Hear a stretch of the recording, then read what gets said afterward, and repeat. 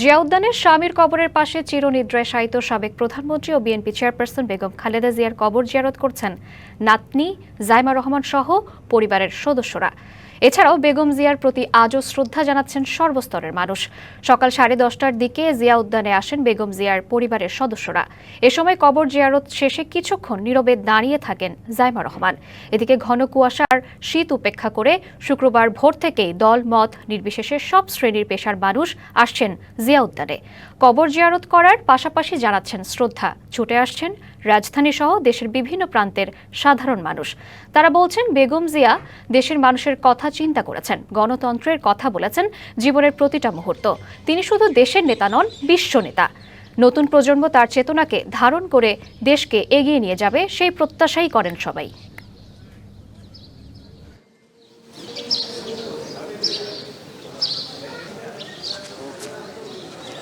আর আজকে আমি এখানে দোয়া করতে এসেছি। আমি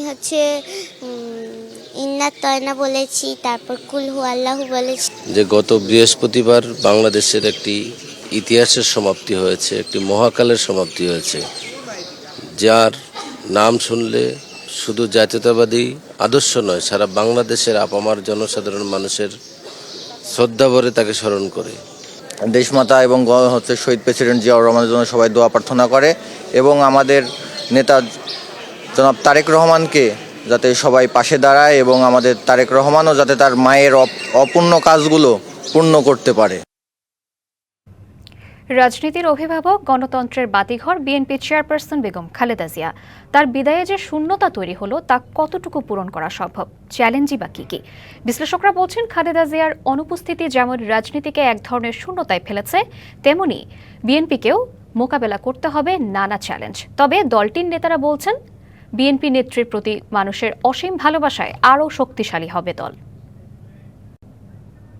মাটি মানুষই আমার সবকিছু।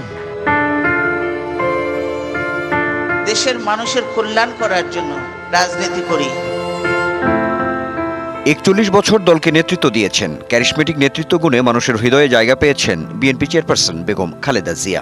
আমি এখন জনগণের জন্য, দেশের জন্য, মানুষের জন্য কাজ করতে। ধৈর্য, একাগ্রতা, আপোষহীন নেত্রী হিসেবে তিনি যেমন সমাদৃত হয়েছেন, একইভাবে ব্যক্তিগত দক্ষতায় দলকে উজ্জীবিত ও ঐক্যবদ্ধ রাখতেও বড় ভূমিকা ছিল বেগম জিয়ার। গণতন্ত্রের জন্য তো আমি 9 বছর সংগ্রাম করেছি। দেশের রাজনীতি যখন এক সন্ধিক্ষণে, তখনও অভিভাবকের ভূমিকায় খালেদা জিয়া। গণতন্ত্রের বাতিঘর বলতে তিনি। বিশ্লেষকরা বলছেন খালেদা জিয়াকে কেন্দ্র করেই যখন আবার গণতন্ত্রে ফেরার পথ সুগম হচ্ছিল, ঠিক সেই সময় তার প্রস্থান অপূরণীয় ক্ষতি। তিনি হলেন শুধু বাংলাদেশের নয়, তৃতীয় বিশ্বের একজন অবিসংবাদিত নেতা। 1982-83 সালের দিকে তিনি রাজনীতির মঞ্চে আবির্ভূত হন এবং বিএনপির হাল ধরেন।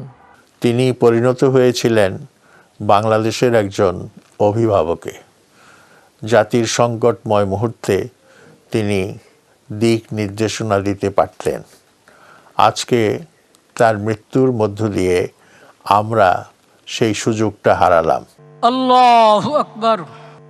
জাতীয় রাজনীতির পাশাপাশি খালেদা জিয়ার শূন্যতায় কিছুটা চ্যালেঞ্জের মুখে পড়তে হবে বিএনপিকেও, মত বিশ্লেষকদের।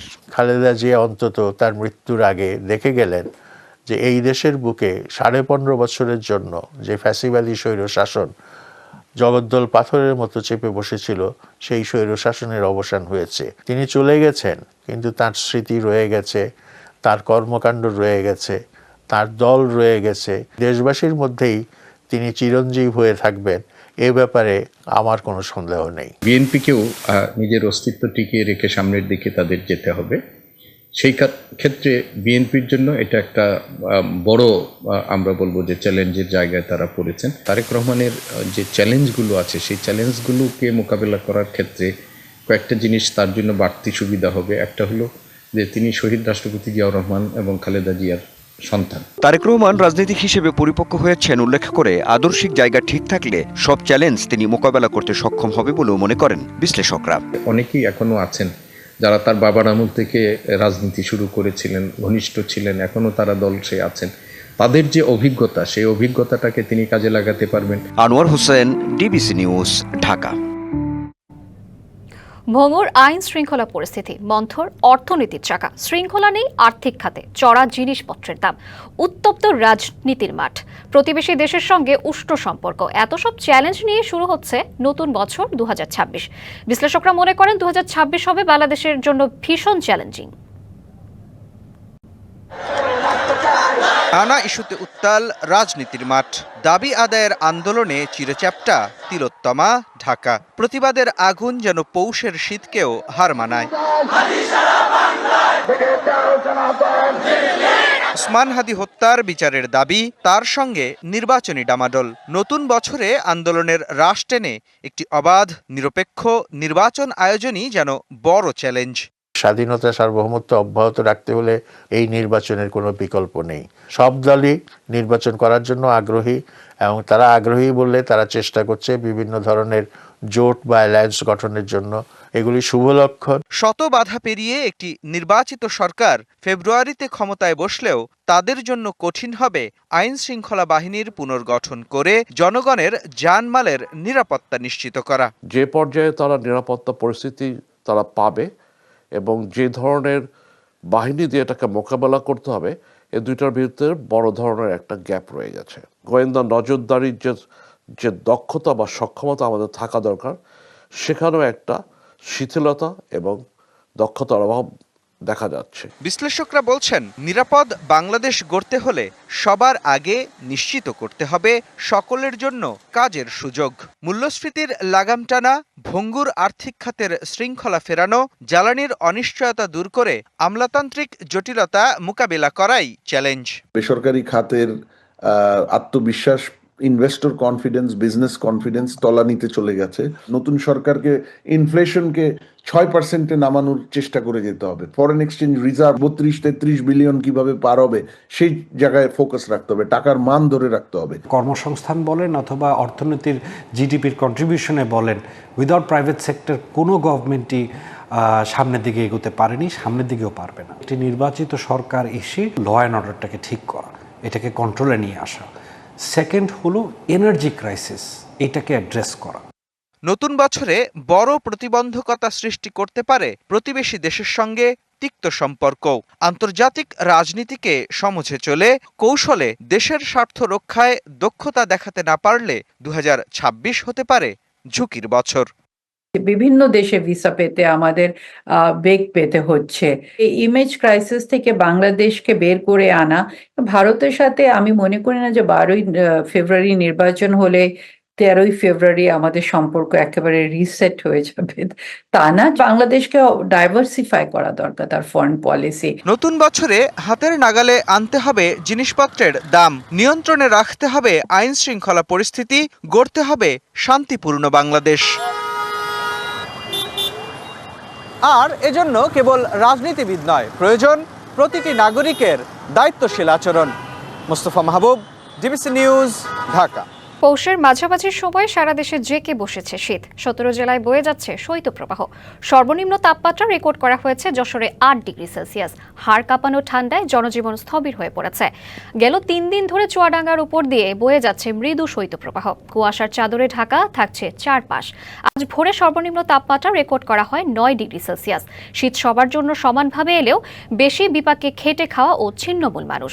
বিভিন্ন জায়গা থেকে পাওয়া 14,640টি কম্বল জেলার 4 উপজেলার শীতার্ত মানুষের মাঝে বিতরণ করা হচ্ছে, তবে তা প্রয়োজনের তুলনায় খুবই কম। উত্তরাঞ্চলেও বেড়েছে শীতের তীব্রতা। এছাড়া বরিশাল ও খুলনা বিভাগে শীতের মাত্রা বেশি। এদিকে ঘন কুয়াশার কারণে পাটুরিয়া, দৌলতদিয়া ও শরীয়তপুর চাঁদপুর নৌরুটে রাত থেকে বন্ধ রয়েছে ফেরি চলাচল। মানিকগঞ্জে মাঝ নদীতে আটকা পড়েছে 2টি ফেরি। নতুন বছরের শুরুতে রাজধানীর বাজারের নিত্য পণ্যের দরদামের বিষয়ে জানাতে মোহাম্মদপুর টাউন হল কাঁচা বাজার থেকে যুক্ত হচ্ছেন আমাদের সহকর্মী ইউসুফ রানা। ইউসুফ, নতুন বছরের শুরুতে বাজার পরিস্থিতি কেমন দেখছেন? সরবরাহ নিয়ে ক্রেতা বিক্রেতারা কি বলছেন? শ্রাবন্তী, আপনি যেমনটা বলছিলেন যে নতুন বছরের শুরুতে রাজধানীর বাজার পরিস্থিতি আমরা যেমনটা দেখলাম যে কিছুটা ঊর্ধ্বমুখী ভাব আছে বাজারে। বিশেষ করে আমরা সবজির বাজারে আছে, এই মুহূর্তে সবজির বাজারেও আমরা দেখলাম কিছুটা ঊর্ধ্বমুখী ভাব। বিক্রেতারা আমাদেরকে যেমনটি বলছেন যে তীব্র শীতের কারণে সরবরাহ কিছুটা ব্যাঘাত ঘটছে, যার জন্য তারা বেশি দামে কাঁচা পণ্য যেগুলো সবজি কিনে আনতে বাধ্য হচ্ছেন এবং সেজন্য কিছুটা বেশি দামে বিক্রি করছেন। আমরা গত সপ্তাহে যেসব জিনিসপত্রের দাম কেজিতে প্রায় 5 থেকে 10 টাকা পর্যন্ত কমে দেখেছিলাম, সেটি এই সপ্তাহে দেখলাম প্রায় 5-7 টাকা বেশি দামে বিক্রি হচ্ছে। বিশেষ করে দেখলাম বেগুন 60 থেকে 80 টাকা কেজি বিক্রি হচ্ছে, শিম 50 থেকে 80 টাকা কেজি, গাজর 60 টাকা, কাঁচা টমেটো 50 টাকার উপরে বিক্রি হচ্ছে, পাকা টমেটোগুলোর দাম দেখলাম 100 টাকার উপরে, আর পটল বলছে 140 টাকা পর্যন্ত কেজি। শসা, ক্ষীরা এগুলো কিন্তু শীত মৌসুমের সবজি, সেগুলো 100 টাকা কেজির উপরে বিক্রি হচ্ছে। আমাদেরকে বিক্রেতারা যেটি বলছেন যে শীত কমলে এই সকল সবজি কৃষকরা বেশি করে তুলবেন এবং বাজারে বিক্রি করবেন, তখন হয়তো এই দামগুলো একটু কমতে পারে। এবং নতুন এবং ফিরে আসা গ্রাহকদের জন্য নগদে চলছে ক্যাশব্যাক সহ প্রতিদিন হাজারো উপহার জেতার সুযোগ। হবে আশা আর ফেরা, সারপ্রাইজ সেরা। শিমের দাম যেটি আমাদেরকে বললো, শিম গত সপ্তাহেও 10 থেকে 20 টাকা কেজি কমে বিক্রি হচ্ছিল, সেই শিমও কিন্তু এখন একটু বাড়তি দামে বিক্রি হচ্ছে। এছাড়া অন্য অন্য পণ্য যেগুলো আমরা দেখলাম যে চিনি কেজিতে প্রায় 10 টাকা পর্যন্ত বেড়েছে, 5 থেকে 6 টাকা বাড়তি দামে ইতিমধ্যেই বিক্রি হচ্ছে। এবং বিক্রেতারা আমাদেরকে যেমনটা বলছিলেন যে পরবর্তীতে যে নতুন চালান আসবে সেগুলোতেও পাইকাররা তাদেরকে বেশি দাম বলছে, এবং সেজন্য চিনি 5 থেকে 10 টাকা। এবং এর আগের সংবাদেও আমরা বলছিলাম যে চালের দাম প্রতি কেজিতে 2 থেকে 3 টাকা বেড়েছে, এবং পোলাওয়ের চালের দাম কেজিতে প্রায় 15 টাকা পর্যন্ত বেড়েছে। তো নতুন বছরে নিত্যপণ্যের বাজারের এই ছিল আমার কাছে থাকার সর্বশেষ খবর। ধন্যবাদ আপনাকে।